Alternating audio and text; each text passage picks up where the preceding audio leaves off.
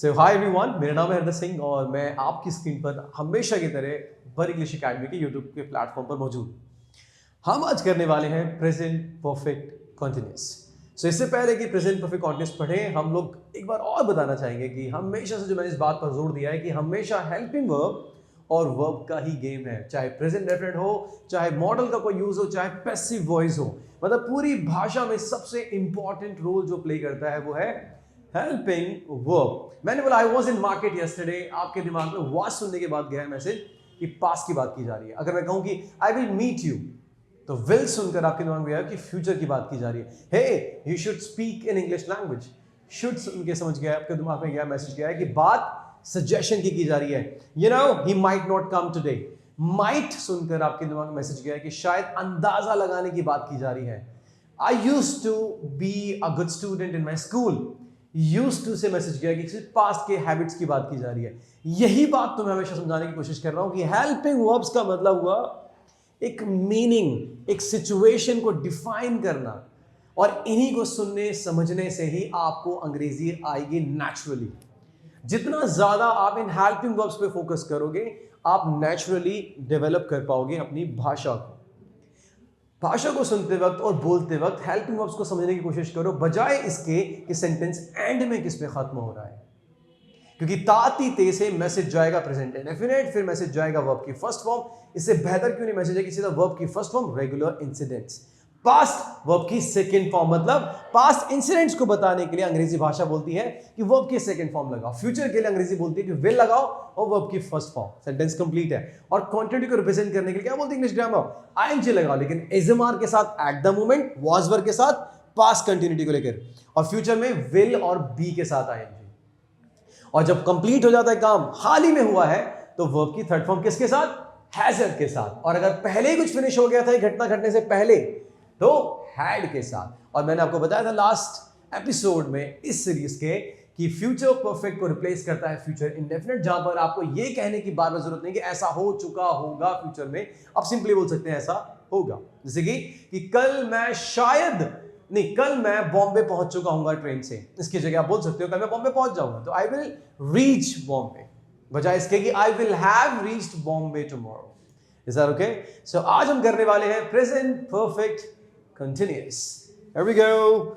सो guys, continuity का मतलब verb के साथ आईएनजी से है। हमेशा ध्यान रखना, जब भी गो के साथ आईएनजी लगे, going, talking, learning, speaking, dancing, teaching, running, walking, thinking, समझ जाना कंटिन्यूटी को रिप्रेजेंट करने के लिए कुछ बात की जा रही है। अगर इज़मार के साथ है तो उसका मतलब एट द मोमेंट। लेकिन अगर आपको ये मिले हेल्पिंग वर्ब हैज और हैव और उसके बाद मिले बीन, तो आप समझ जाना कि वो कंटिन्यूटी तो है, लेकिन साथ ही साथ वो ये सिचुएशन को बताना चाहता है कि कोई काम चल रहा है, लेकिन एक समय पास्ट से वो काम चलता अभी तक आ रहा है। जैसे मैं कहूं I am standing in front of you, ये सिर्फ बता रहा है अभी के बारे में। I have been standing in front of you, ये बता रहा है कि आप खड़े तो हो अभी, लेकिन पास्ट में किसी एक समय से खड़े हो यहां पर। यही ताकत है इन हेल्पिंग वर्ब्स की कि जब आप बोलेंगे एजएमआर के साथ आईएनजी, तो वो एक कंटिन्यूटी को रिप्रेजेंट करने लग जाएगा, सिर्फ बताएगा अभी ऐसा कुछ हो रहा है। जैसे आर्यन सर कैमरे के पीछे खड़े हैं, Aryan sir is standing behind the camera. But अगर मैं कहूं कि आर्यन सर पिछले आधे घंटे से कैमरे के पीछे खड़े हैं, 1 घंटे से पीछे खड़े कैमरे के, 4:30 से खड़े कैमरे के पीछे खड़े हैं, इसका मतलब होगा कि वो एक समय से वो काम अभी तक चलता हुआ आ रहा है।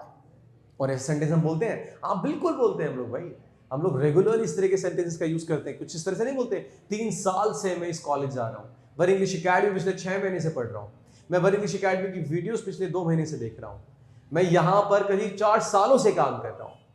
बोलते हैं ना इस तरह के सेंटेंस, ये वही सेंटेंसेस दोस्तों कि जब आप समय बताएं कि किस समय से कब से काम चलता हुआ अभी तक आ रहा है, तो उनके लिए, उन सिचुएशंस को बताने के लिए अंग्रेजी बोलती है हैव लगाएं, बीन का यूज करें और आईएनजी लगाएं। उसके साथ साथ समय को बताने के लिए अंग्रेजी ने सिंस और फॉर के कुछ यूजेस बताए। पहले यह समझना जरूरी है कि प्रेजेंट कॉन्टिन्यूअस और प्रेजेंट परफेक्ट कॉन्टिन्यूअस में डिफरेंस। मैं आपको पढ़ाने की कोशिश कर रहा हूं, प्रेजेंट कॉन्टिन्यूअस मैं आपको पढ़ाने की कोशिश कर रहा हूं आधे घंटे से, ये हो गया सेंटेंस प्रेजेंट परफेक्ट कॉन्टिन्यूस, क्योंकि इसमें समय बता दिया गया है। चाहे मैं आधे घंटे बोलूं, 1 घंटा बोलूं, महीना बोलूं, समय बोलूं, अंतराल बोलूं या एग्जैक्ट टाइम बोलूं, वो सेंटेंस रहेगा प्रेजेंट परफेक्ट कंटिन्यूअस का। आप समझ पा रहे हैं? मैंने ये पेन पकड़ा हुआ है, present continuous, I am holding this pen.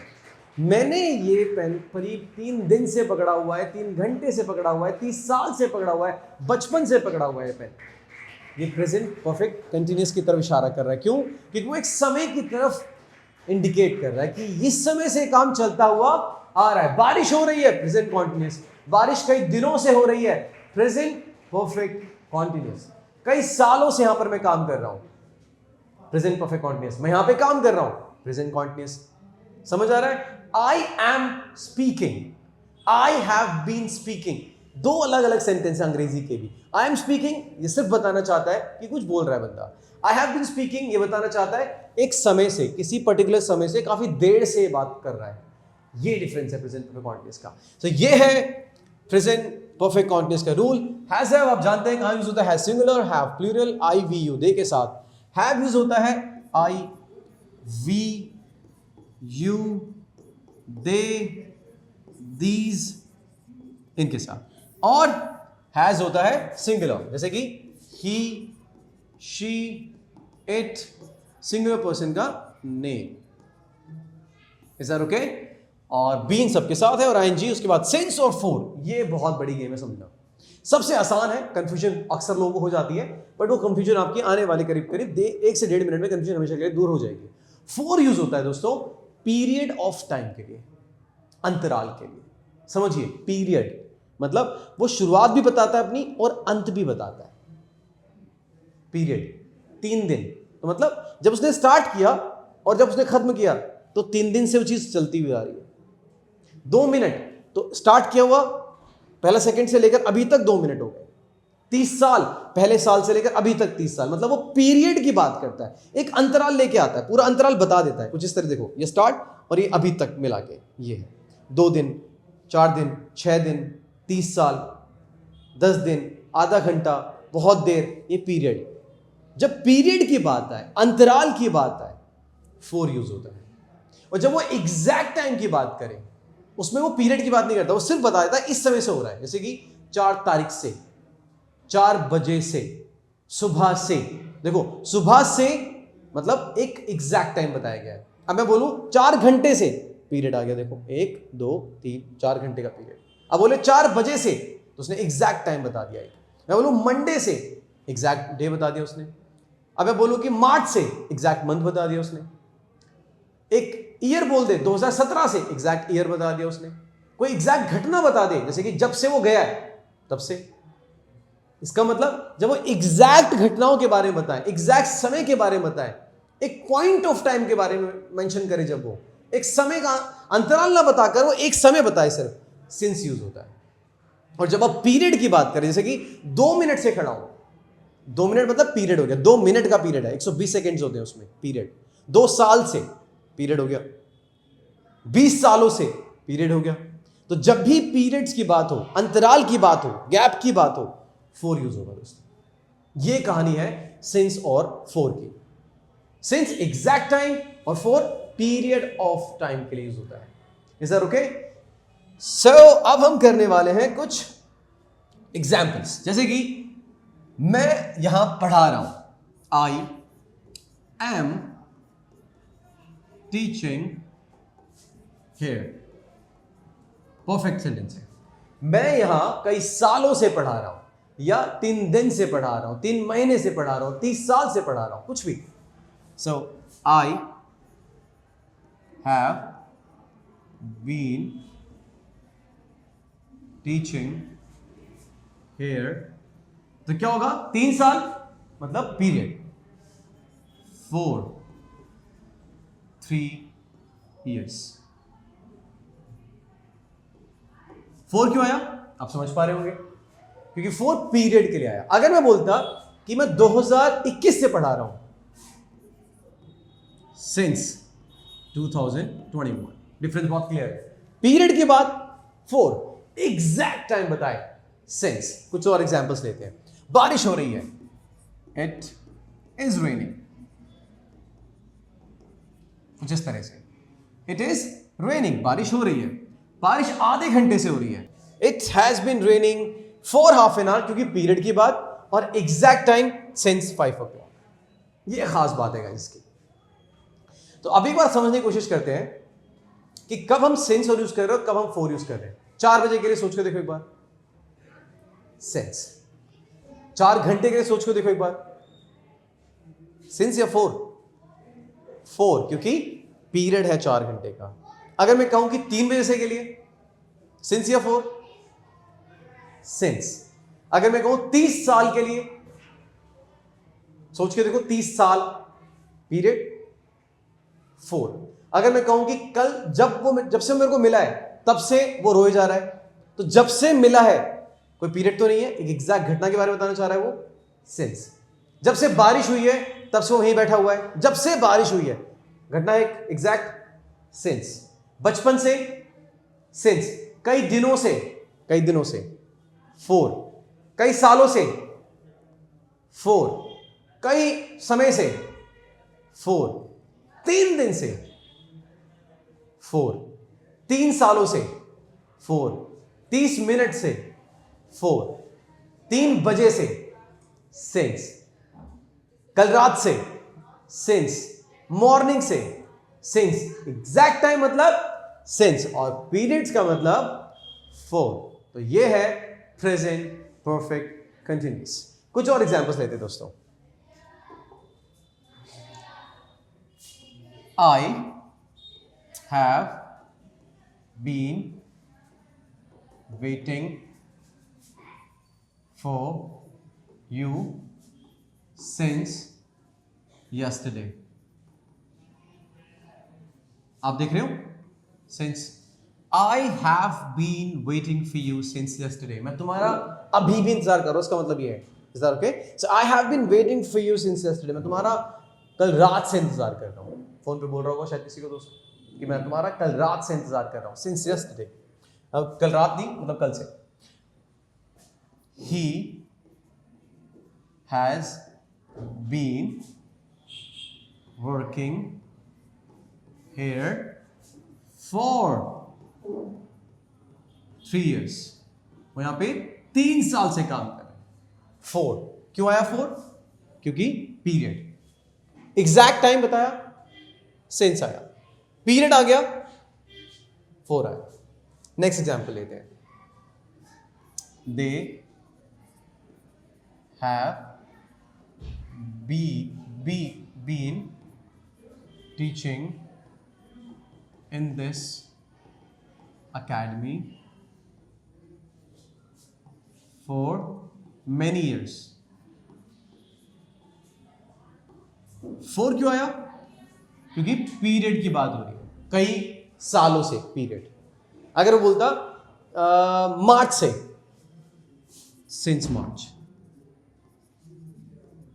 अगर वो बोलता कि जब से वो गया है तब से, तो कैसे बोलेंगे? He has been crying. वो जब से रो रहा है, जब से वो गया है। He has been crying since he left.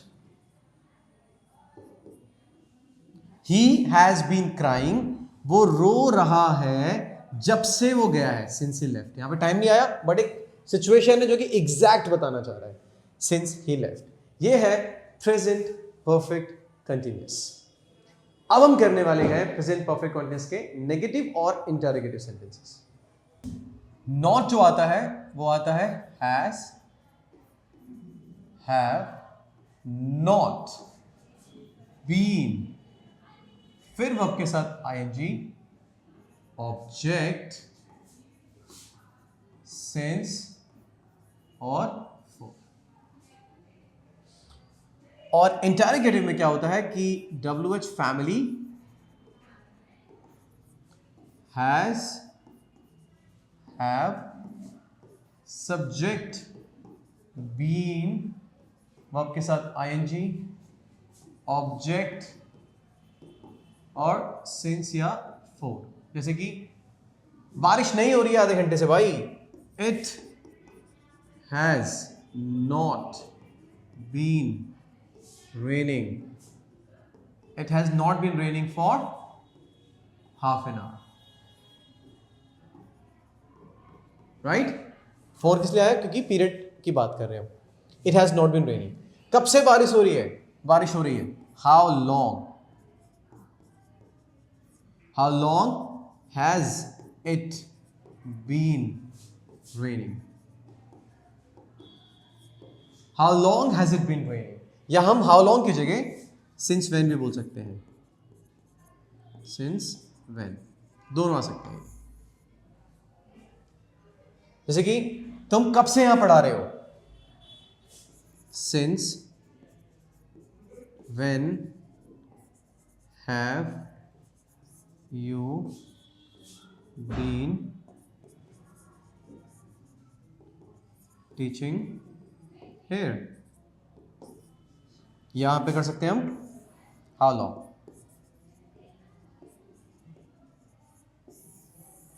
ये है.